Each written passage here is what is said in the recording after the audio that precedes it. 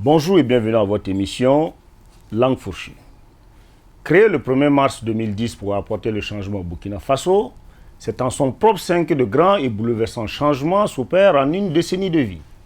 Le Parti du Lion enregistre depuis quelque temps des démissions en cascade de ses membres et pas des moindres. Depuis le départ de l'honorable Simboro et ce qui est convenu d'appeler tout son derrière, avec tout le respect dû à son rang, l'hémorragie ne semble pas être prête de s'arrêter. Parti pour dessiner un futur au Burkina après le changement qu'ils attendaient de ZEF, Simboro et la plupart de ses compagnons ont fondu dans un nouveau parti politique se réclamant de la mouvance pestilentielle et d'autres ont rejoint les rangs d'un autre frondeur sankariste. Accusé en son temps d'être le cerveau de la fronde à l'UPC, Gorba, qui depuis repose sur la terre de ses ancêtres, semble continuer son œuvre d'outre-tombe. Il y a quelques semaines, celui qui briguait la mairie de Ouagadougou face à Don Armando prenait ses distances de son ancien compagnon de lutte.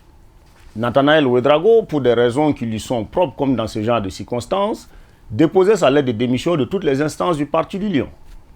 Pas plus tard que ce 21 octobre, une autre démission au sein du Parti du Changement intervenait. Celle du 5e vice-président du parti et député à l'Assemblée nationale, qui, comme tous les autres, ne s'est pas étalé sur les raisons de son départ. Cette démission en cascade à un mois des élections couplées n'augure rien de bon pour le chef de file de l'opposition, qui toutefois jouira encore des prérogatives de sa ponction encore quelques mois. Quelle opposition aura-t-on après ces différentes purges dans les partis d'opposition? Assurément, un Touguili se prépare dans le camp de Tonton Simpson. Parce que, quoi qu'on dise, ces départs ne sont pas le fruit du hasard.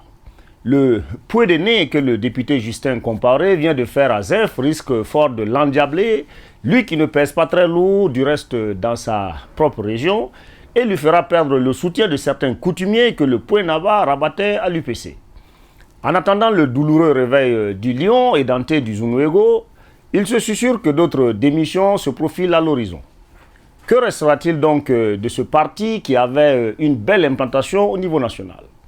Il restera au moins à Zéphirin endiablé ses qualités intellectuelles pour servir des multinationales et se refaire une santé. La politique, ce n'est pas pour les enfants de cœur. Qu'est-ce qui nous attend au soir du 22 novembre? Une fusion de tous les partis d'opposition dans la mangeaille populaire en pagaille? Tonton Simpson n'en serait que plus heureux. Déjà, les bouchons de champagne sautent pour célébrer les funérailles de l'Union pour tous les changements qui subissent une grande douche froide. Du courage, Zef, rien ne se perd, rien ne se crée. Tout se transforme. Tout en espérant que le secrétaire chargé de réceptionner les dossiers de démission n'a pas plié bagage, auquel cas le vigile aura une charge supplémentaire. Le diable ne réside que dans les détails.